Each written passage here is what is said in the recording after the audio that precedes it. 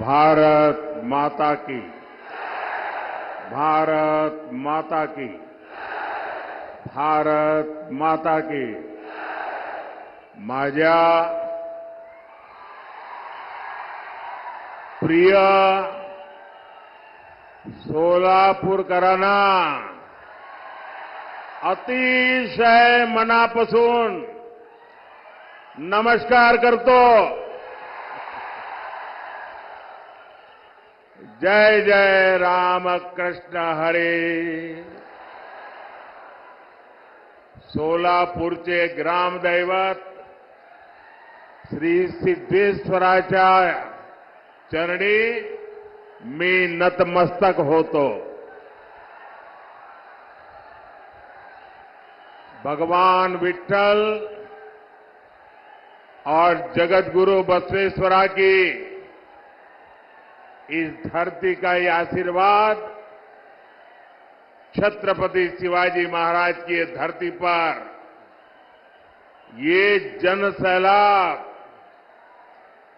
ये उत्साह साफ साफ बता रहा है। फिर एक बार, फिर एक बार, फिर एक बार। साथियों,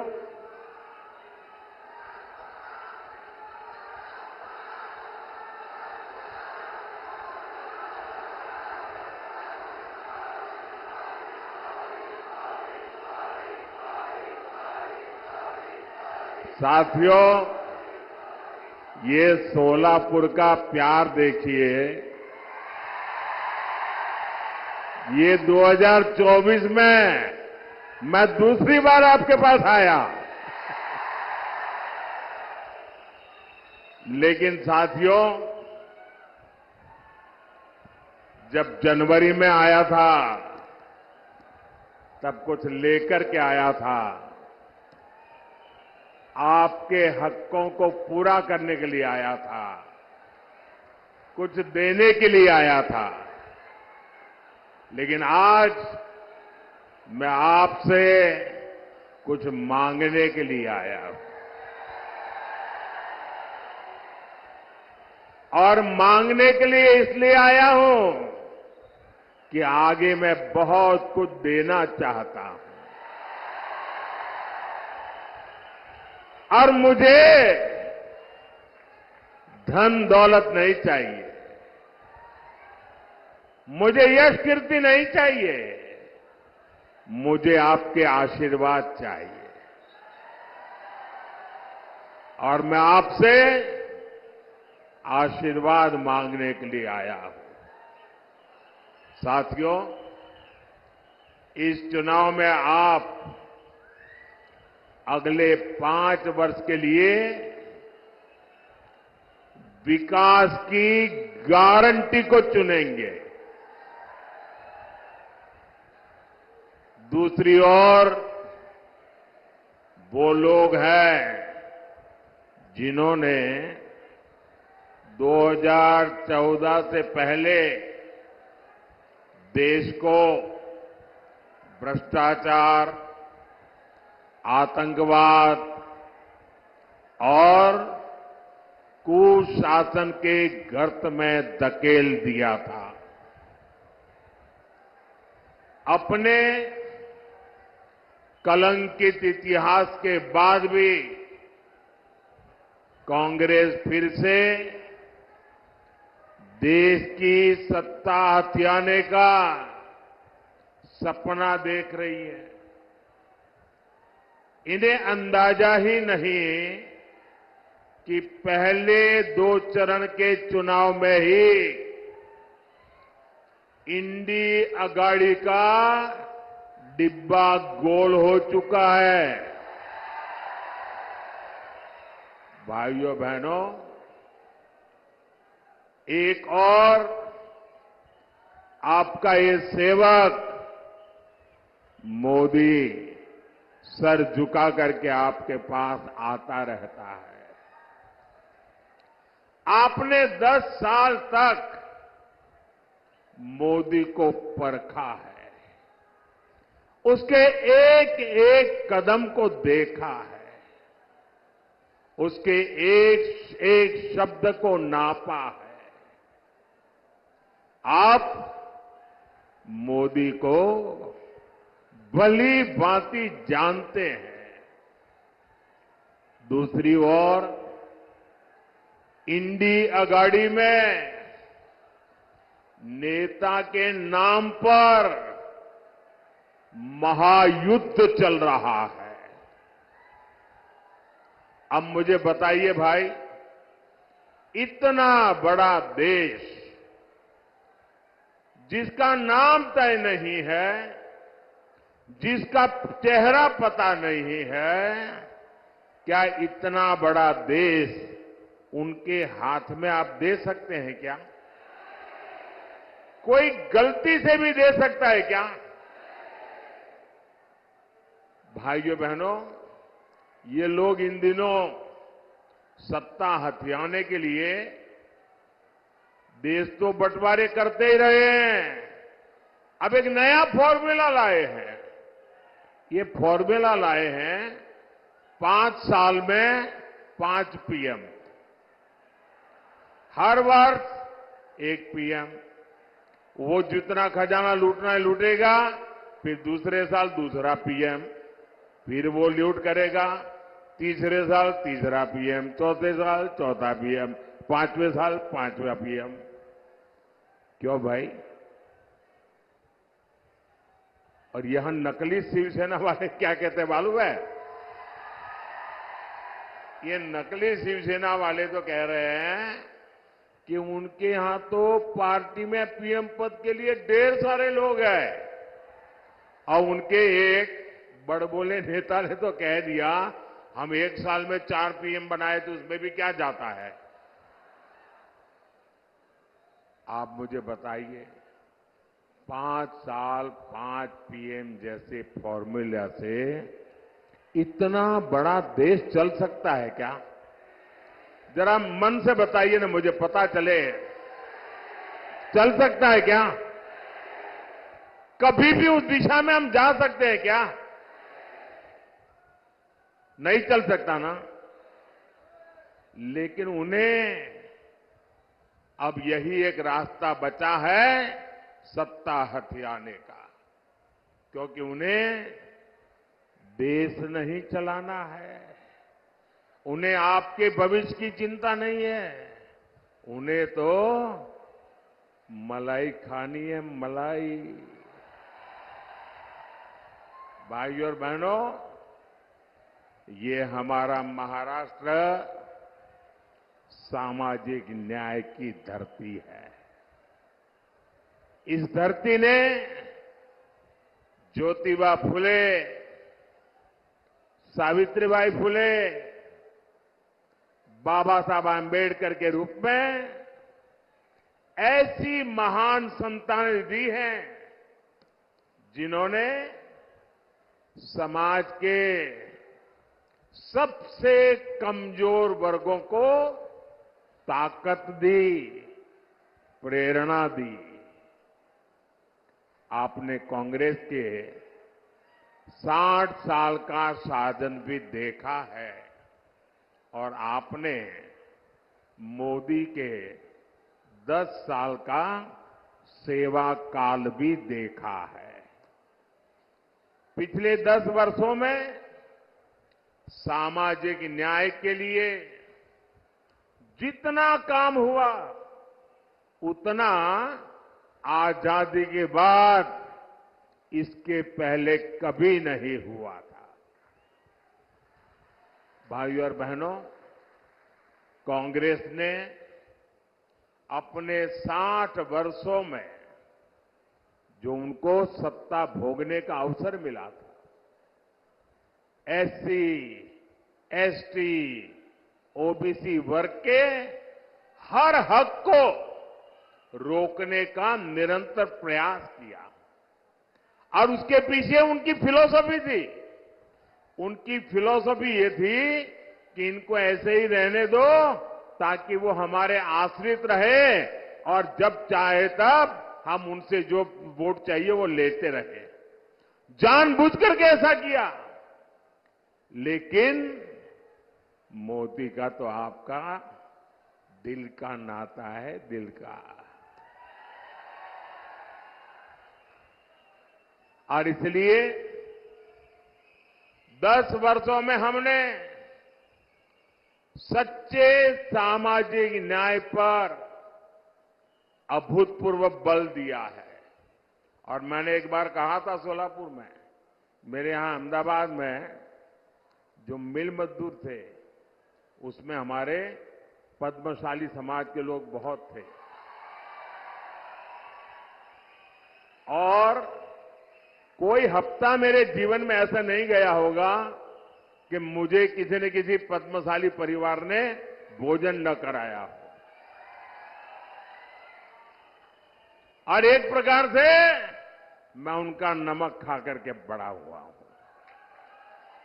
और आज मैं जो गरीबों की सेवा कर रहा हूं ना, मैं उनका कर्ज चुका रहा हूं। हमने ओबीसी कमीशन को संवैधानिक दर्जा दिया। मेडिकल की परीक्षा में ओबीसी आरक्षण लागू किया। ये भाजपा है जिसने एससी एसटी के आरक्षण में जो पॉलिटिकल आरक्षण होता है वो हर 10 साल में बढ़ाना होता है। पहले अटल जी की सरकार को मौका मिला था, उन्होंने 10 साल बढ़ाया। फिर मोदी को मौका मिला, हमने भी 10 साल बढ़ाया।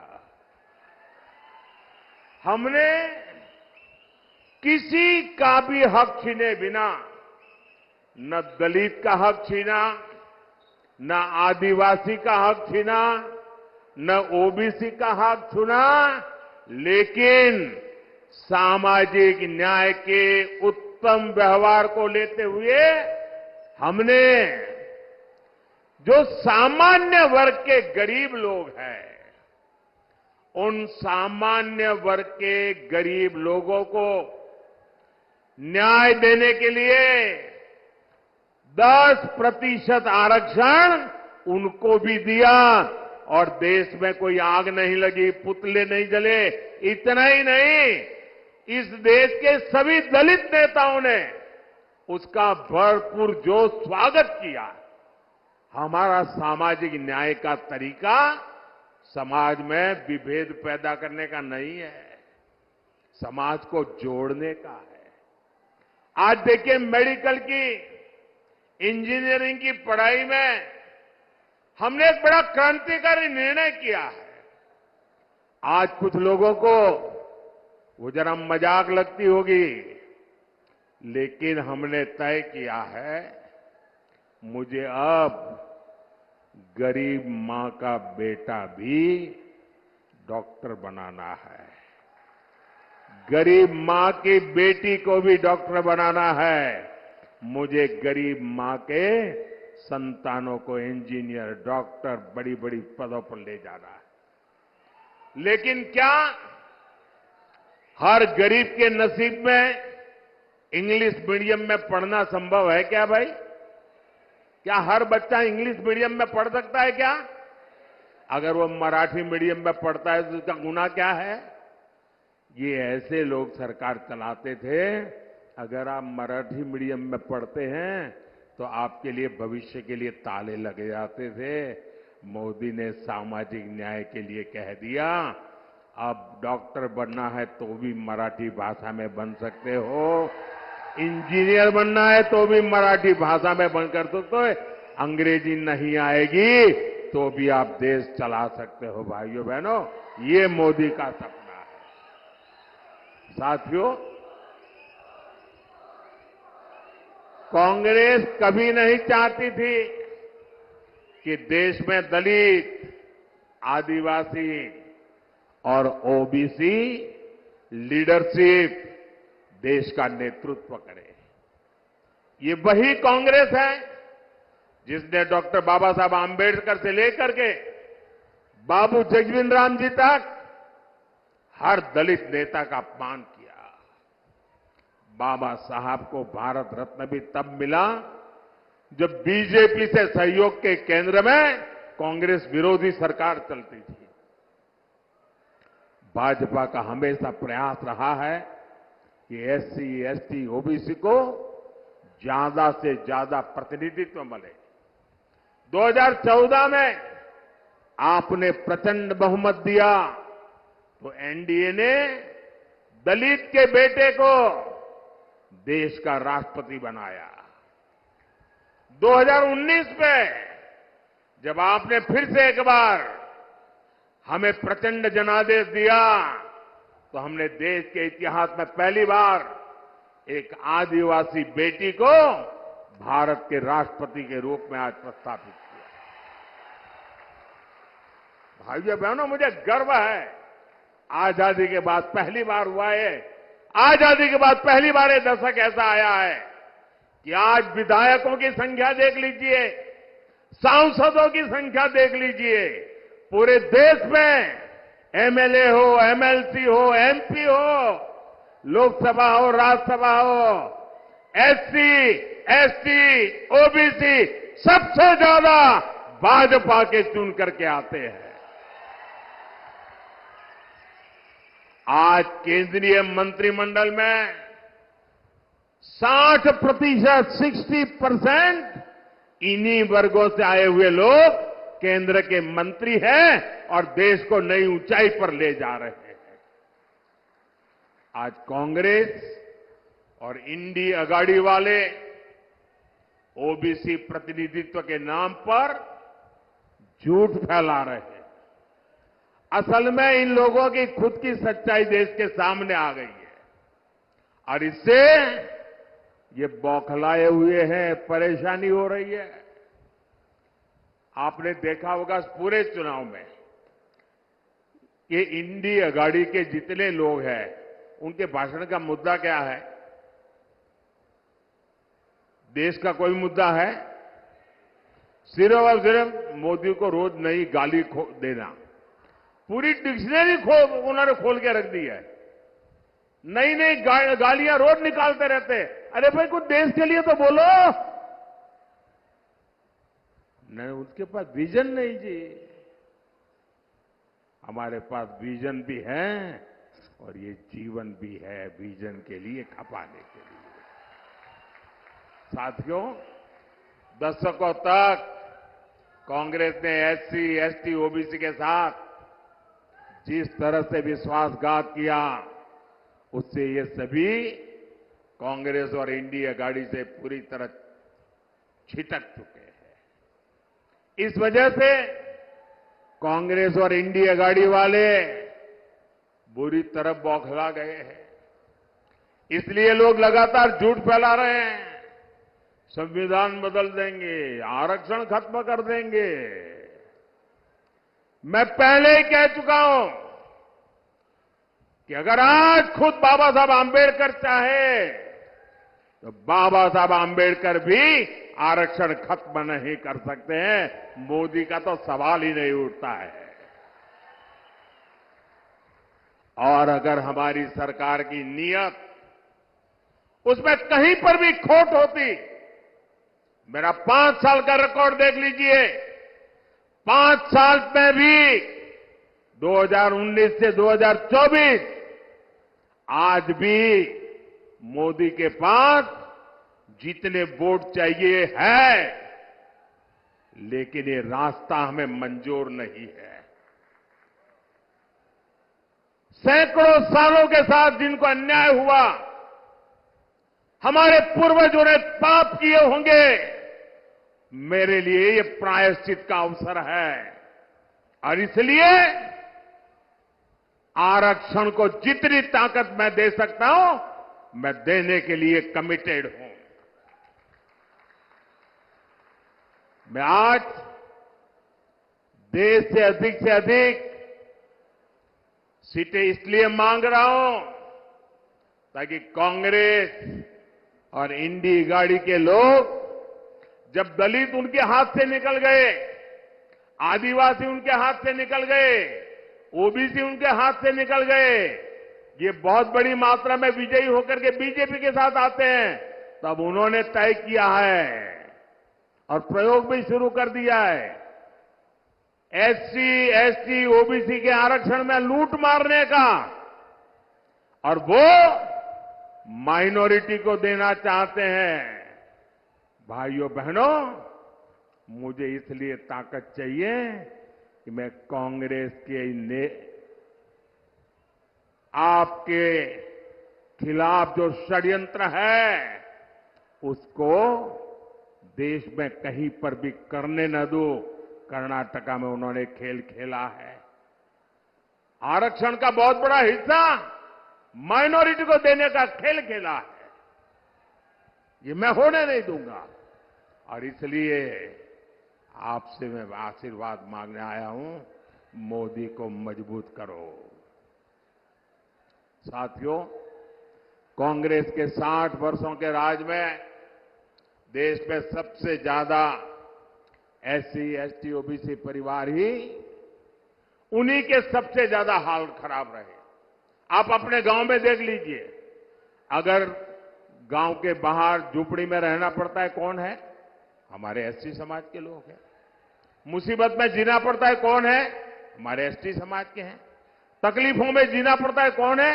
हमारे ओबीसी समाज के लोग हैं। मोदी ने इन परिवारों को ही अपनी प्राथमिकता बनाया। 10 वर्षों में गरीब कल्याण की जितनी भी योजनाएं हमने बनाई, हमारी योजना सबके लिए है, बिना भेदभाव के हैं, समाज के हर वर्ग के लिए है। और स्वाभाविक है, जो लोग 50-60 साल से पिछड़े हुए थे, उनको उसका लाभ पहले मिल रहा है। और हम तो मानते हैं, इस देश की संपत्ति का पहला अधिकार उन लोगों का है जो पंक्ति में आखिर में बैठे हुए। महात्मा गांधी भी यही कहते थे।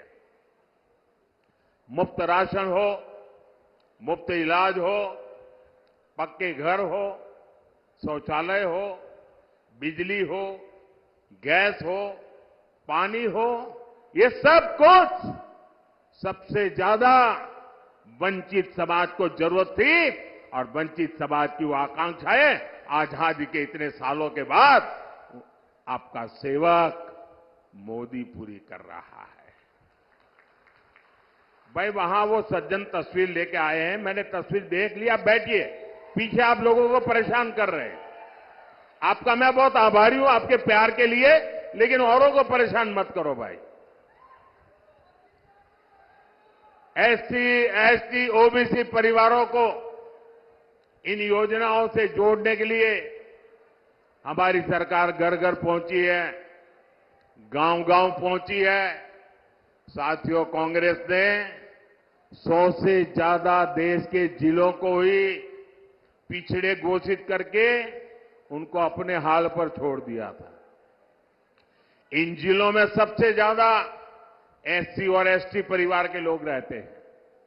हमने उसको एक नया रूप दिया, नया मिशन लिया, और हमने उसको एस्पिरेशनल डिस्ट्रिक्ट बनाया, आकांक्षी जिला बनाया। और उसका मेरी ऑफिस से डेली मॉनिटरिंग होता है। परिणाम यह है कि गरीबों की भलाई के लिए की योजनाएं, एस्पिरेशनल डिस्ट्रिक्ट की योजनाएं, अब एस्पिरेशनल ब्लॉक की योजनाएं, डेली मॉनिटरिंग, हर चीज की जानकारी, उसका परिणाम यह है कि आज 10 साल के मोदी के कार्यकाल में इतने कम समय में देश में पहली बार 25 करोड़ गरीब गरीबी से बाहर निकले हैं भाइयों। और ज्यादातर इन्हीं जिलों से लोग हैं। और इसलिए मैं कहता हूं, जब नीयत सही होती है ना, तो नतीजे भी सही मिलते हैं।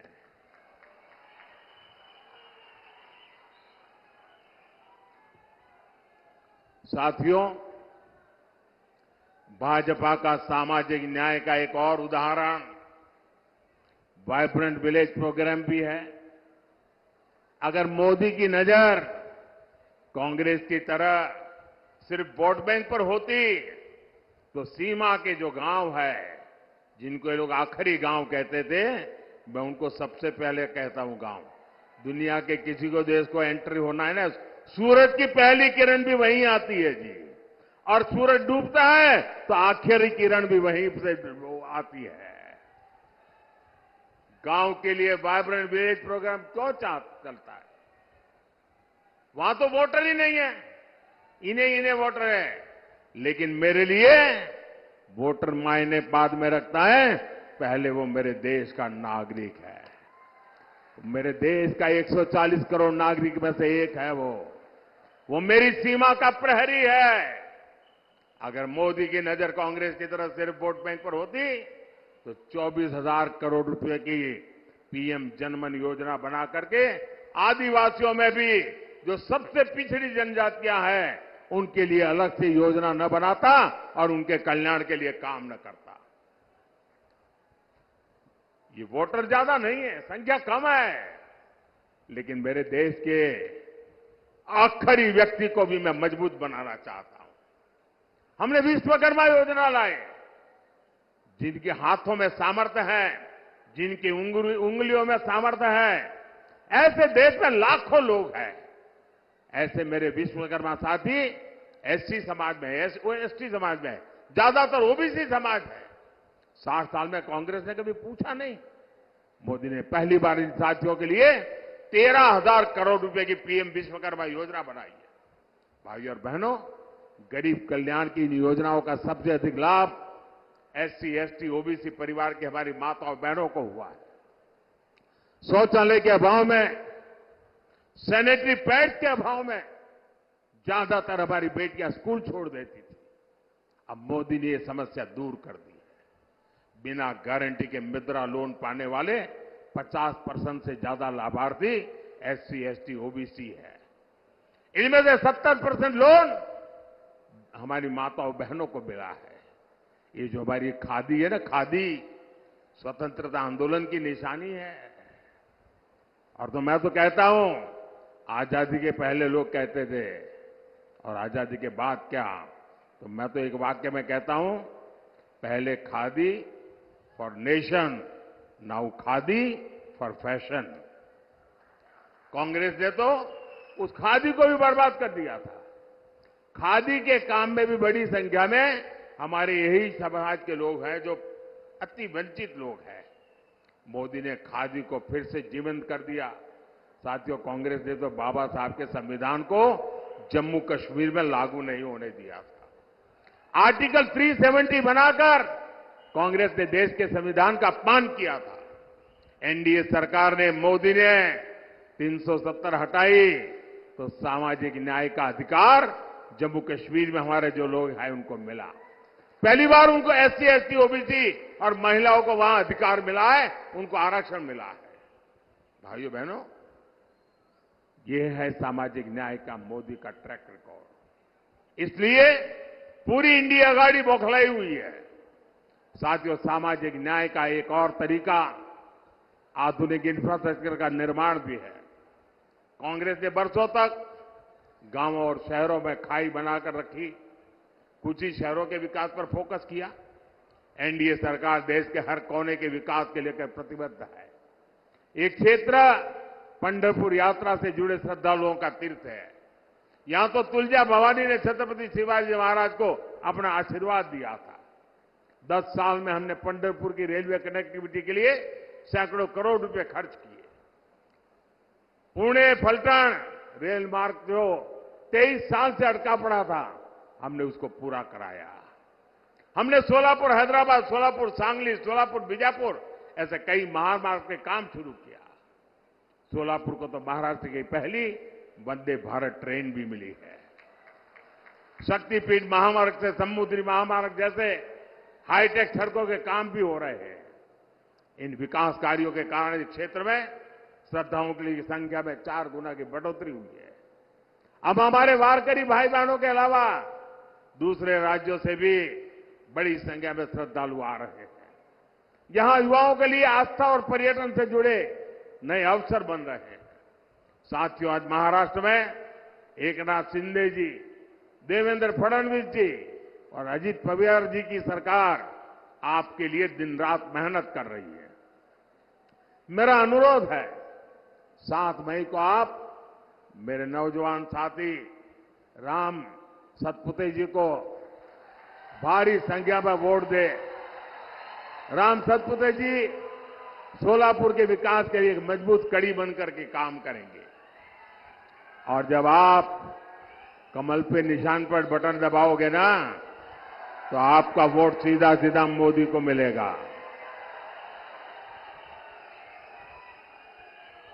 तो ज्यादा से ज्यादा मतदान कराओगे, हर पोलिंग बूथ जीतोगे, पुराने सारे रिकॉर्ड तोड़ोगे, जब मेरा एक और काम करोगे